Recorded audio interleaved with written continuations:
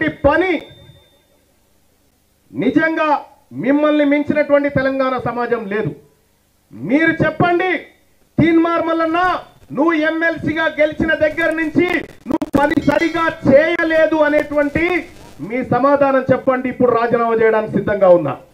అలాగే తీన్మార్ మల్లన్న నువ్వు చట్టసభల్లో ఉండి మా కోసం, మా వర్గాల కోసం, మా ఆలోచన కోసం నువ్వు పోరాడుతున్నావు కాబట్టి ఎమ్మెల్సీగా కొనసాగమని అదన్నా చెప్పండి. ఈ రెండు మీ కాళ్ళ దగ్గర పెడుతున్న నిర్ణయం మీదే. రెండో విషయం, మీరు చూసిరు తీన్మార్ మల్లన్న మండలిలో మాట్లాడుతూ ఉంటే, ఈ వర్గాలకు జరిగినటువంటి అన్యాయం గురించి నేను మాట్లాడుతూ ఉంటే కుక్కిన పేరు ఎంత పెద్ద దండు నా చుట్టూ వాళ్ళు ఉన్నా నేను బెదరకుండా అదరకుండా ఈ వర్గాలకు జరిగిన అన్యాయాన్ని ప్రతి లెక్కతో సహా ఈ ప్రపంచం ముందు పెట్టిన. సోదరులారా, నాకు తెలుసు ఈ వర్గాలకు ఏ రకంగా ఈ పార్టీలు అన్యాయం చేసినో తెలుసు. నేను చాలా మంది తీన్మార్ మల్లన్నను వాటి తెరువుబోకు, ఈ బీసీల ముచ్చట ఎత్తకు, నీకు ఏది కావాలంటే అది చేస్తాం అనేటువంటి లెక్కలు కూడా నా దగ్గరకు వస్తే నేను ఎడమ కాలితో ఆ లెక్కలను తన్ని ఏ బిడ్డలైతే తమ కాలును అసెంబ్లీలో మోపలేదో మా వర్గాల నుంచి ఆ బిడ్డలను నాతో పాటు తోడుకోవాలని శపథం చేసి వచ్చిన నేను. ఏ వర్గాల ప్రజలైతే ఇప్పటి వరకు అసెంబ్లీ ముఖం చూడలేదో ఆ బిడ్డలను పాటు అసెంబ్లీకి తీసుకుపోయి వాళ్ళ సీట్లలో కూర్చుండబెట్టడం కోసం నేను యుద్ధం చేయబోతున్నానని ప్రకటించి వచ్చిన. ప్రజలారా, వీళ్లకు ఉన్నంత అవగాహన నేను మళ్ళీ చెప్పడం దుర్మార్గం అవుతుంది. వీళ్ళు చెప్పింది ప్రతిదీ నోటెడ్ సార్. మీ సలహాలు, మీ ప్రశ్నలు, మీ హెచ్చరికలన్నీ నోటెడ్. కాబట్టి తెలంగాణ రాష్ట్రంలో సరే రాజకీయ ప్రసంగాలు తర్వాత చేసుకుందాం, కానీ ఇంత శుభ దినమైనటువంటి ఈ రోజున రాజకీయ పార్టీ ఆవిర్భవించబోతా ఉంది. ఈ శుభ సందర్భాన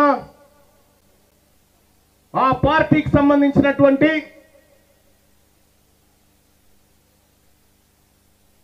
ప్రకటన ఏమనుకుంటారు మీరు? పార్టీ ఒకసారి చెప్పండి, ఏమనుకుంటున్నారు? BC right.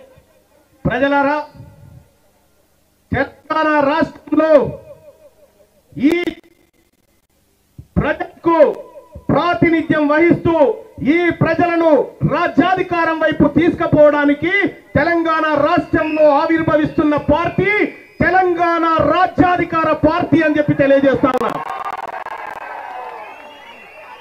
ఇక మా పార్టీ కాదా ఆయన డిసైడ్ చేసుకోవాలి. ఇప్పుడు నా బాధ, ఎందుకంటే నేను కూడా మల్లన్న కోసం చాలా కష్టపడ్డాం, పనిచేసినాం. పార్టీలో మాట్లాడాలనుకున్నప్పుడు పార్టీ లైన్లో ఉండాలి. లేదా మీకు డౌట్స్ ఉంటే ఇది ఎట్లా చేసినామని ఆయనను కూడా 2-3 మీటింగ్లో పిలిచినాం. నేనే కదా పంచాయతీరాజ్ శాఖ మినిస్టర్గా ఉన్నప్పుడు కూడా ఉండిగా ఆయనను కూడా 2-3 మీటింగ్ వీళ్ళు పాల్గొనలేదు. పాల్గొనలకు మాట్లాడే అర్హత ఉందా? బీసీ సోదరులు కూడా ఆలోచించాలి, నిలదీయాలి. ఎందుకు వాళ్ళు పాల్గొనలేదు? వాళ్ళు అంటే దీన్ని తగ్గించాలనే కదా, ఈ యొక్క కుల సమగ్ర సర్వేను ఉనికిలోకి రానియకుండా చేయాలనే కదా.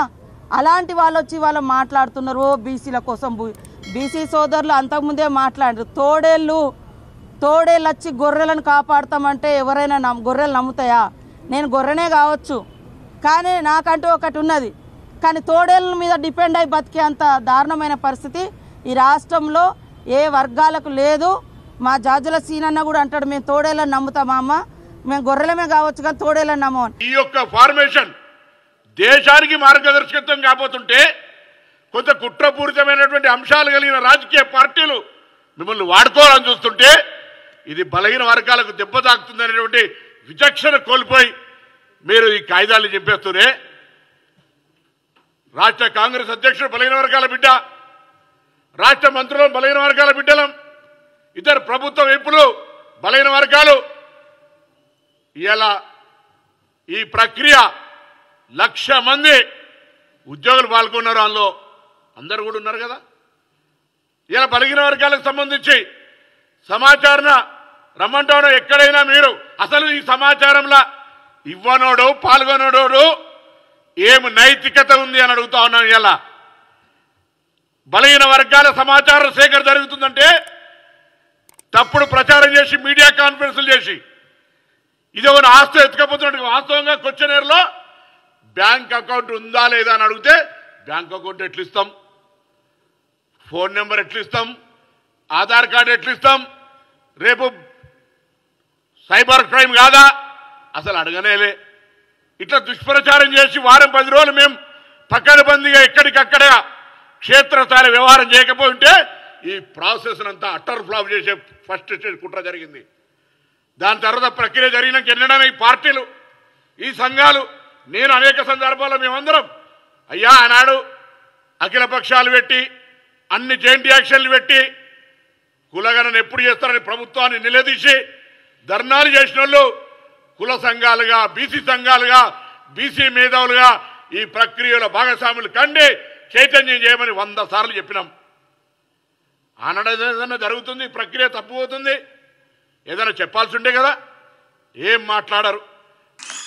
ఒకవేళ మీకేమైనా ఆలోచన వెనక ముందు ఉంటే మా ఎన్ఎస్వై యూత్ కాంగ్రెస్ వాళ్ళని పంపిస్తా. వాళ్ళు కూడా సరిపోకపోతే నేను వస్తా, ఎవడొస్తాడో చూస్తా. వస్తుంటే ఆడోవాడు ఈడోవాడు మోపాయిండు ఫ్లెక్సీలు కట్టిరు, మేము అది చేసినాం ఇది చేసినామని. బిడ్డ మీరు అనుకుంటారేమో ఆయన ముందర పడతాం ఆయన దృష్టిలో పడతామని. ఉంటే పడతారు, తొక్కుతో పాతాళానికి పోతారు అనుకుంటారు. నేను మా పిల్లలకి ఏమొద్దని చెప్పినా. అదేవిధంగా మొన్న ప్రెస్ మీట్ పెట్టి మాట్లాడాడు, గజ్వేల్కి ఎట్లొస్తాడో చూస్తామని. వస్తా వస్తా అని చెప్తున్నా. కొడుకల్లారా సిద్ధంగా ఉన్న కాలు నీ నెత్తి మీద పెట్టి తొక్కుతా.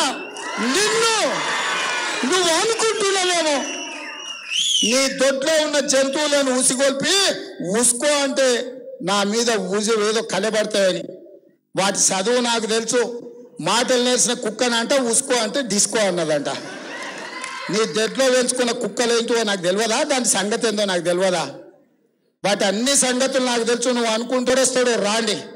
అడ్డం వచ్చినా నీ తొక్కుకుంటా పోకపోతే అక్కడనే గుండు కొట్టించుకుంటా. బిడ్డ మీరు అనుకుంటారేమో అడ్డం ఎవడొచ్చినా టీఆర్ఎస్ వాడు అడ్డం వస్తే నెత్తి మీద కాలు పెట్టి తొక్కకపోతే గుండు కొట్టించుకుంటా. అక్కడనే నా కొడుకల్లారా రాండి. మీరు అనుకుంటున్నారేమో లఫుట్ నా కొడుకులతో ప్రెస్ మీట్లు పెట్టించి తిట్టిస్తే రేవంత్ రెడ్డి ఊరుకుంటాడేమో అని. నీ ఇంటి పక్కకు వచ్చి తిట్టడానికి వచ్చిన బిడ్డ ఇన్ని రోజులు అందుకు ఊరుకున్నా. ఈ నుంచి నాకు తెలిసి మైకు వాడికి వినిపిస్తూనే ఉంటుంది. ఫామ్ హౌస్లో ఎవడని ఉంటే రికార్డ్ చేయించుకోలేకపోతే ఇక్కడ మా ఇంటెలిజెన్స్ వాళ్ళు ఎట్లా ఉంటారు పంపిస్తారు అనుకో నీకు రాత్రి.